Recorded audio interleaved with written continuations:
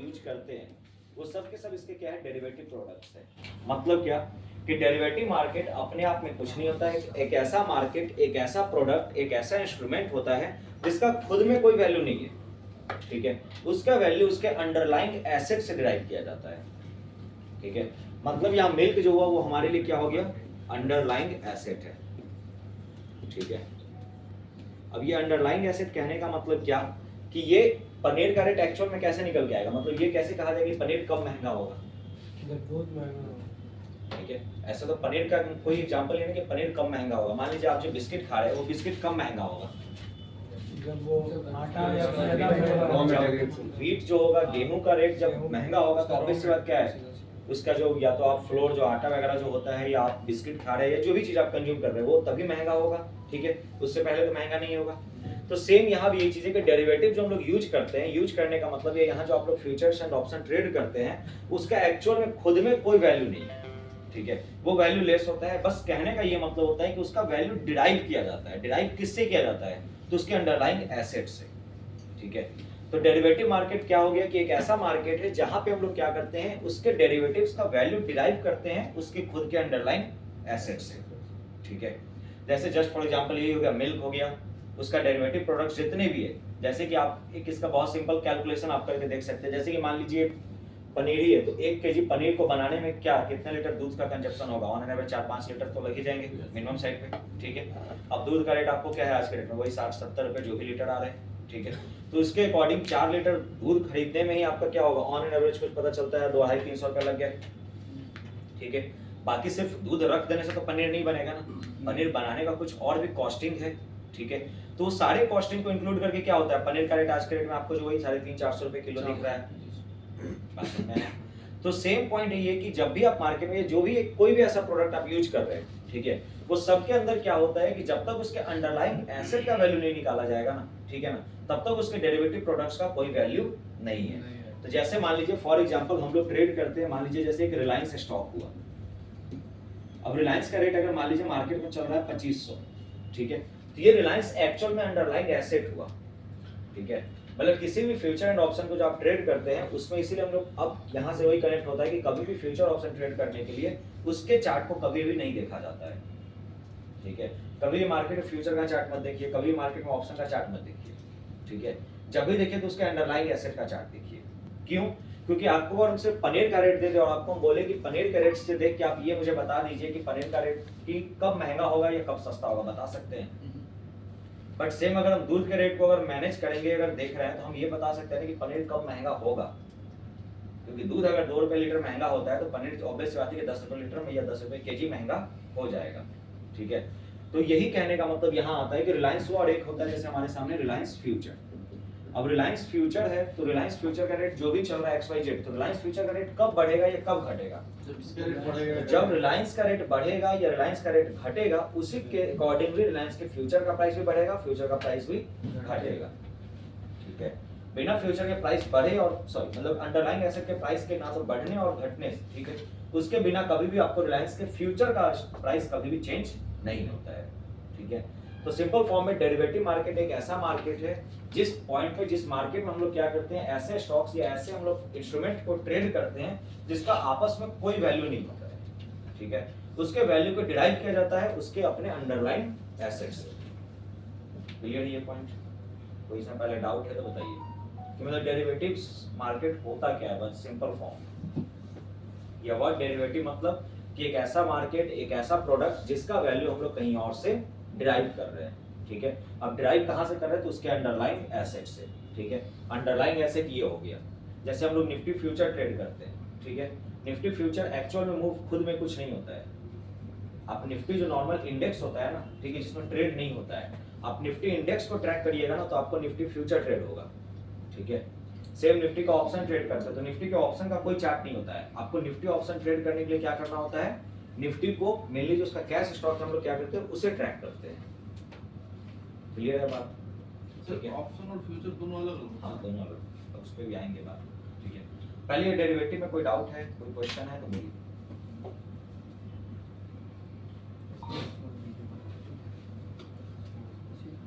पहले इस derivative market में होता क्या है, नहीं है, इसमें कोई क्वेश्चन है या नहीं समझ आया तो भी बताइए पहले एक बार कि डेरिवेटिव मतलब उसके वैल्यू को उसके अंडरलाइंग एसेट से डिराइव किया जाता है। कैसे डिराइव किया जाता है नहीं किया जाता वो सब चीजें आगे हम लोग पढ़ रहे हैं, ठीक है। बट अभी के लिए सिर्फ डेरिवेटिव मार्केट इतना ही होता है, क्लियर। सेम अब इसमें डेरिवेटिव मार्केट के अंदर हमारे पास क्या क्या आते हैं, 3-4 तरीके के प्रोडक्ट्स आते हैं। एक होता है फॉरवर्ड मार्केट,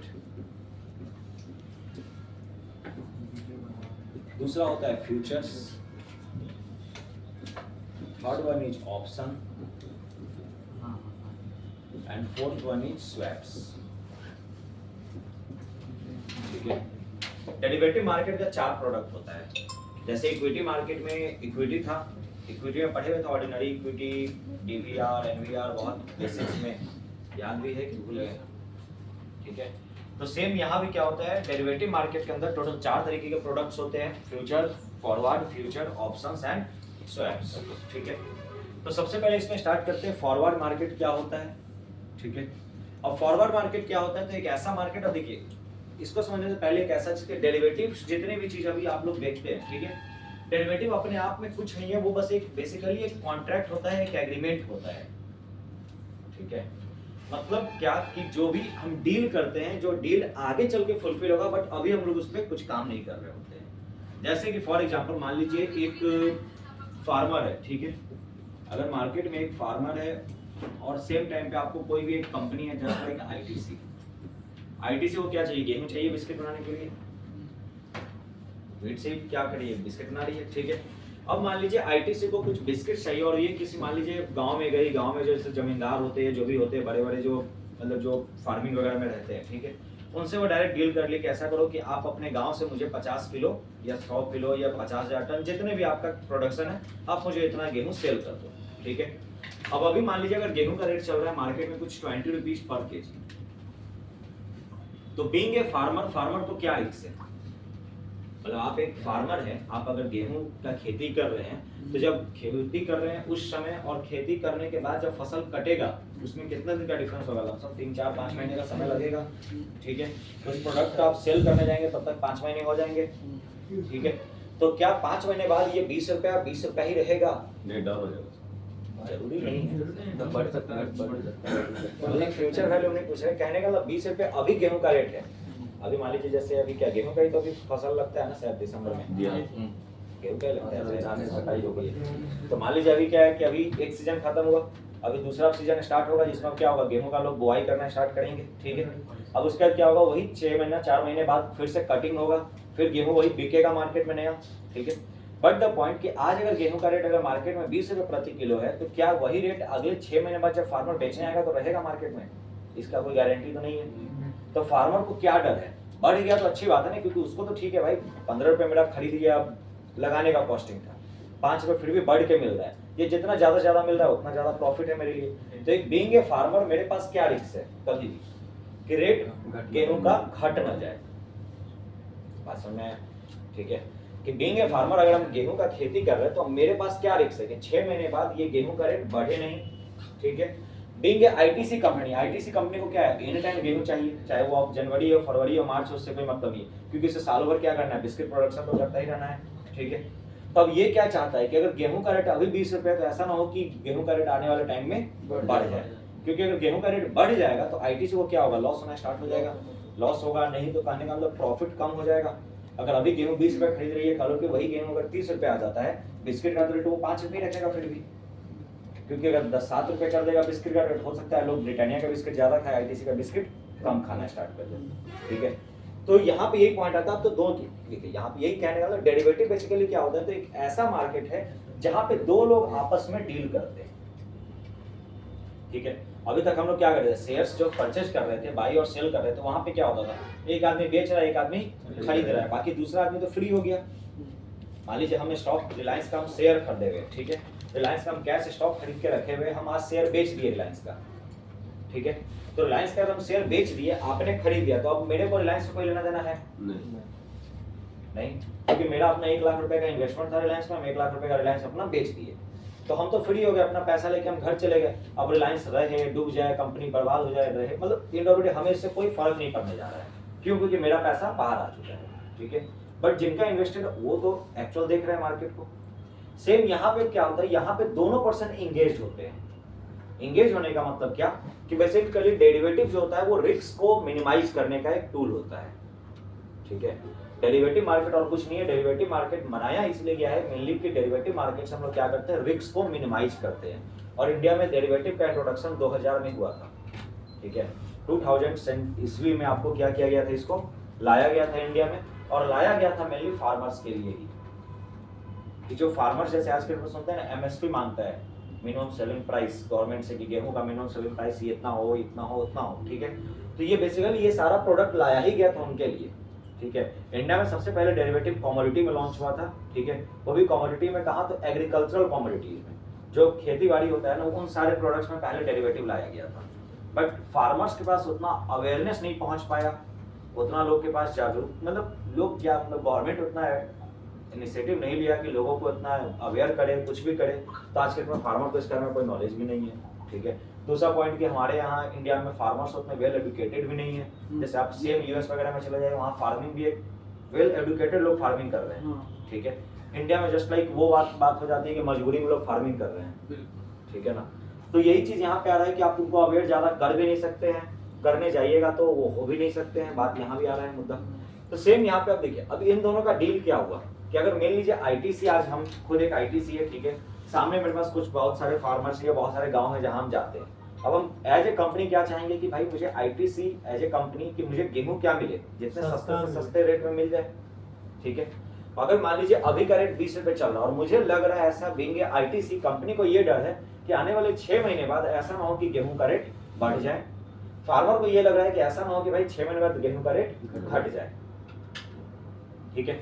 तब ये दोनों क्या करता है, आपस में एक डील बना लेता है, ठीक है, कि ऐसा करो, आईटीसी ये बोलता है फार्मर को कि ऐसा करो कि आने वाले टाइम में जब 6 महीने बाद तुम्हारा फसल कटेगा, ठीक है, जितना किलो तुम्हारे पास फसल होगा वो फसल हमको 6 महीने बाद दे देना, कितने के रेट पे, तो 20 रुपए प्रति किलो के रेट पे, ठीक है। अब 6 महीने बाद रेट कुछ भी होगा तुमको भी टेंशन नहीं है, क्यों, क्योंकि हम 20 रुपए लेने के लिए रेडी हैं, ठीक है। सेम फार्मर भी क्या सोच रहा है कि चलो भाई अगर मान लो रेट बढ़ा तो बढ़ा, नहीं बढ़ा पता नहीं, बट घटेगा अभी तो हमको कोई टेंशन नहीं, क्योंकि हम 20 रुपए बेच तो रहे हैं, तो मेरा लॉस तो नहीं होगा कम से कम, ठीक है। तो बट ये क्या हुआ, अभी हम लोग इसको समझ लेते हैं फॉरवर्ड मार्केट, ठीक है। अब ये एक फॉरवर्ड मार्केट है, तो फॉरवर्ड मार्केट जैसे एक वर्ड होता है एग्रीमेंट और एक वर्ड होता है कॉन्ट्रैक्ट, ठीक है।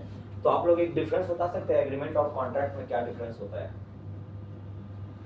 वर्ड एग्रीमेंट और एक कॉन्ट्रैक्ट, जैसे फॉरवर्ड एक एग्रीमेंट होता है, ठीक है।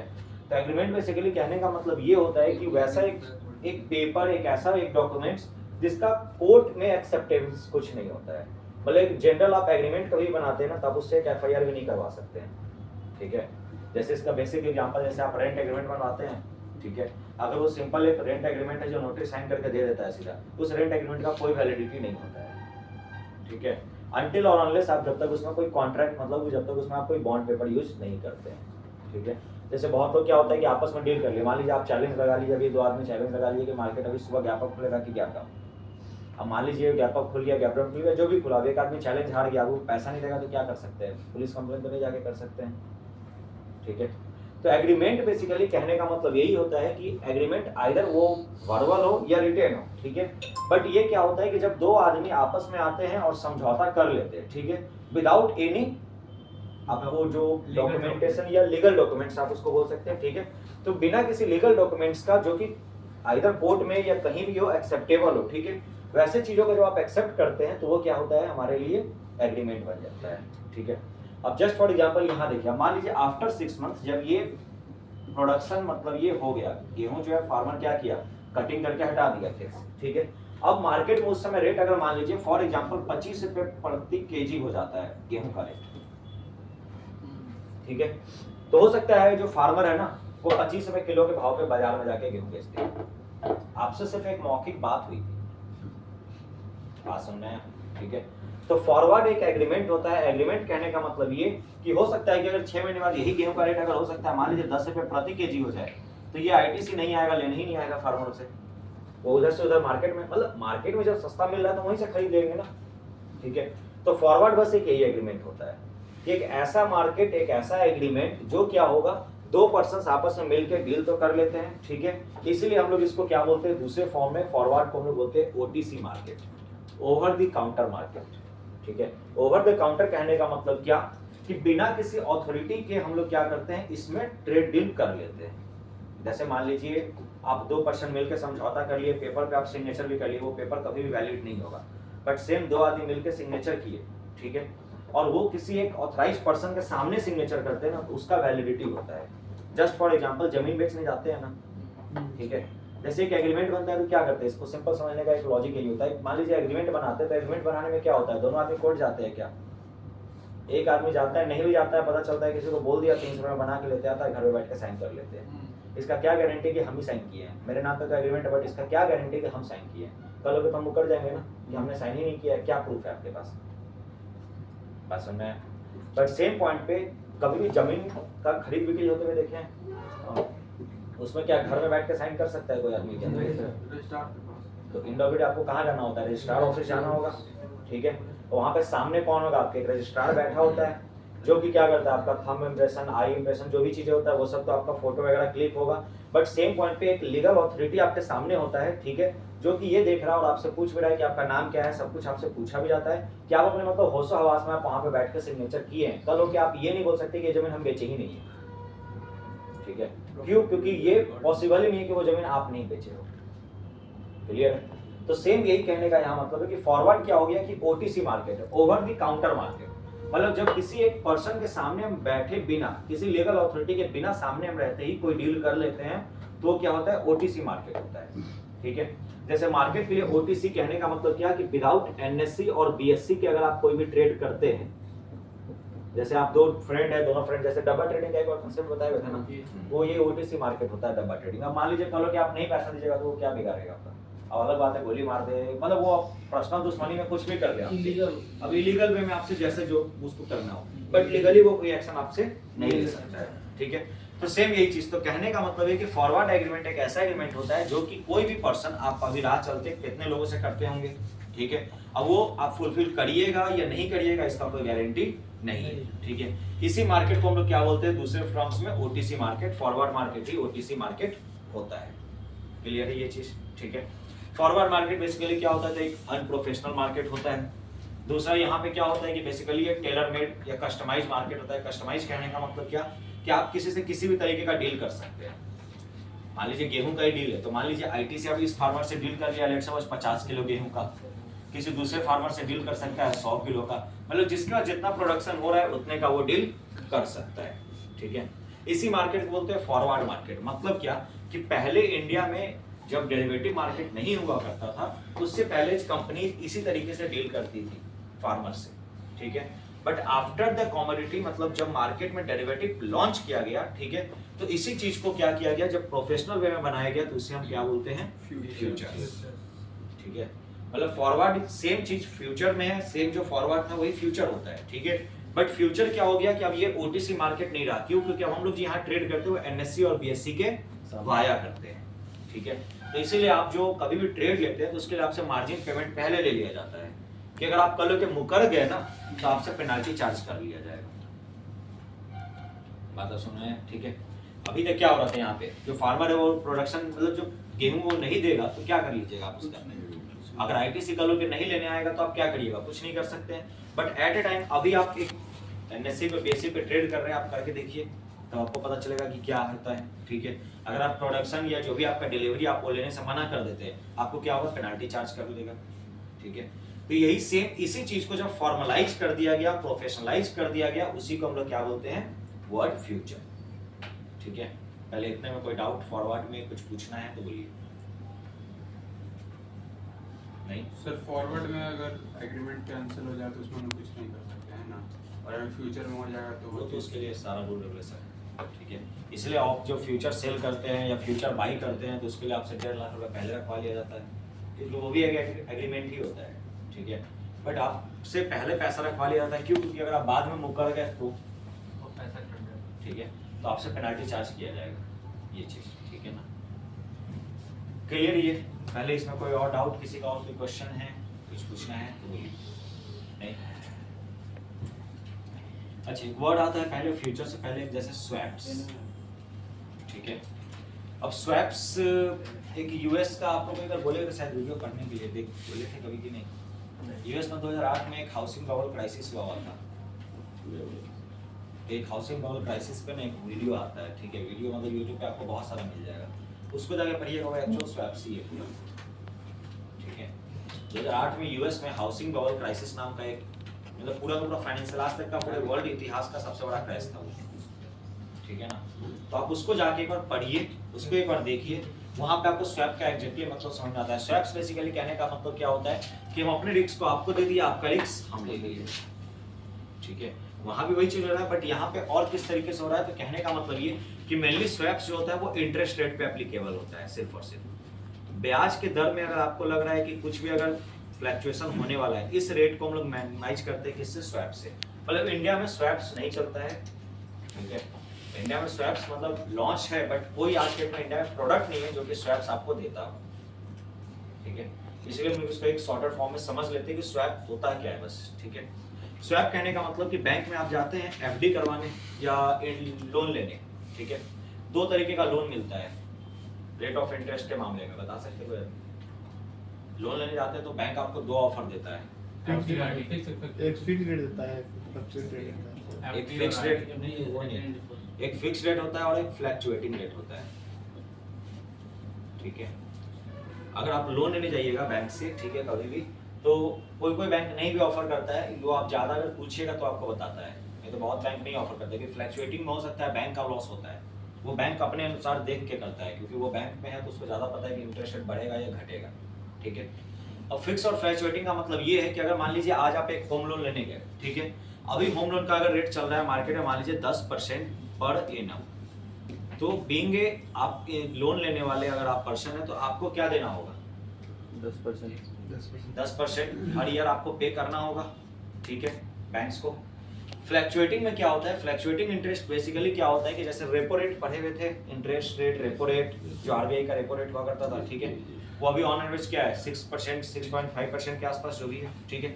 अगर मान लीजिए वो रेट जितना होगा ना, उससे से कुछ परसेंटेज ज्यादा आपसे क्या करता है, फ्लैक्चुएटिंग में ये चार्ज करता है। मतलब क्या कि अगर मान लीजिए आपसे चार्ज करेगा 9% पर एनम, ठीक है। बट फिक्स वाले के साथ अब कोई इशू नहीं है। फिक्स का मतलब क्या होगा कि आपसे ये हम टर्म कर लिए कि 10 साल तक, जैसे मान लीजिए आप आज एफडी जाके करवाते हैं ना, एफडी के बॉन्ड पे आपको लिख के दे देगा 8% हम आपको ब्याज देने वाले हैं। आप अगर उस एफडी को 8 साल के लिए एफडी करवा दिए ना, तो 8 साल तक आपको वही रेट मिलने वाला है, ठीक है। अब रेट बढ़े रेट घटे उससे बैंक का कोई लेना देना नहीं है, आपका कोई मतलब नहीं है, ठीक है। सेम यही चीज यहाँ भी होता है कि अगर आप बैंक से लोन लिए हैं, लोन आपको मिला है 10% के भाव से, अब कल होके ब्याज दर घटते घटते और ये बॉन्ड का टाइम, आपका लोन का टाइम है 10 साल का, ठीक है। अब मान लीजिए अगले 5 साल में आरबीआई क्या करता है, रेट ऑफ इंटरेस्ट घटा के कर देता है 4%। और यही सेम होम लोन आपको मिल, जैसे कोविड से पहले होम लोन कितना ही मिलता था, 7.5%, 7.5-8% के आसपास आपको होम लोन मिल जाता था, ठीक है। बट सेम अभी आप होम लोन जाइए तो आपको 12-13% का लोन आपसे चार्ज कर लेगा, ठीक है। 10% 12% आपसे होम लोन का आज के रेट में ये बैंक्स चार्ज कर रहे हैं। क्यों? क्योंकि रेपो रेट बढ़ गया। रेपो रेट क्या होता था, अब याद होगा तो समझ में आएगा, नहीं याद होगा तो फिर वही बात है। बता दीजिए सर एक और इन्फ्लेशन तो ठीक है, बट रेपो रेट से क्या लेना देना है? आरबीआई जो देता है, ये बैंक को ये करता है। आरबीआई से जब बैंक पैसा लेगा, ठीक है ना, मान लीजिए एसबीआई को पैसे का आज नीड है, एसबीआई जाके बैंक से जब आरबीआई से पैसा मांगेगा तो आरबीआई उसी रेपो रेट पे पैसा देगा, ठीक है। तो अगर मान लीजिए बैंक आपको लोन पे पैसा दे रहा है, तो आरबीआई से पैसा खरीद ही रहा है 6% पे, तो आपको उसमें 2-4% तो वो भी कमाएगा। एक तरह से आरबीआई का इंटरेस्ट हो गया बैंक के लिए, तो वही बोल रहे थे, रेपो रेट इसलिए पढ़ाए हुए थे, तो अब याद होगा तो समझ में आएगा, ठीक है। तो अगर मान लीजिए आज के डेट में रेपो रेट अगर 6% है, तो हमारे पास फ्लैक्चुएटिंग वाले में 9% लिया जा रहा है, ठीक है। अब जो लोग फ्लैक्चुएटिंग इंटरेस्ट रेट पे अगर होम लोन ले रहे हैं या कोई भी लोन ले रहे हैं, उनके साथ क्या एक बेस्ट पार्ट होता है कि अगर मान लीजिए आरबीआई इंटरेस्ट रेट घटाएगा ना, तो आपका ब्याज दर भी घटते जाएगा, ठीक है। कल होके मान लीजिए रेपो रेट हो जाता है मार्केट में 4%, तो आपका जो होम लोन का रेट होगा ना, ये 9% की जगह घट के हो जाएगा 6%, ठीक है। अगर मान लीजिए कल होके आरबीआई रेट रेपो रेट बढ़ा के कर देता है 12% फॉर एग्जांपल, तो हो सकता है आपका इसी होम लोन का रेट ऑफ इंटरेस्ट बढ़ के हो जाएगा 15%। तो फ्लैक्चुएटिंग इंटरेस्ट रेट में एक सबसे बड़ा डिफरेंस ये होता है कि अगर आरबीआई जैसे रेपो रेट बढ़ाएगा ना, आपका लोन उतना ही महंगा होते जाएगा। शॉर्टर टाइम फ्रेम में अच्छा रहता है। हाँ, अगर यही चीज है कि सेम पॉइंट पे कि अगर आपको लग रहा है कि आरबीआई आने वाले टाइम में रेपो रेट घटाने वाला है, ठीक है। तो अगर आप फ्लैक्चुएटिंग लेते हो तो वो ज़्यादा बेनिफिशियल होता है। क्यों? क्योंकि यहाँ पे क्या हो गया, आपको तो फ्लैट 10 देना है। अब चाहे आरबीआई रेट बढ़ाए रेट घटाए उससे कोई मतलब नहीं, अगर रेट घट रहा होगा तो आपके लिए लॉस है ना यहाँ, इसके लिए तो प्रॉफिट हो गया कि 9% पे लिया, बट आज के डेट में तो बस उसको 6% ही देना है ना ब्याज, सप्लाई 3% तो बचा रहा है अपना, ठीक है। तो इसीलिए लोन जब भी आप बैंक में ले जाते हो तो दो तरीके का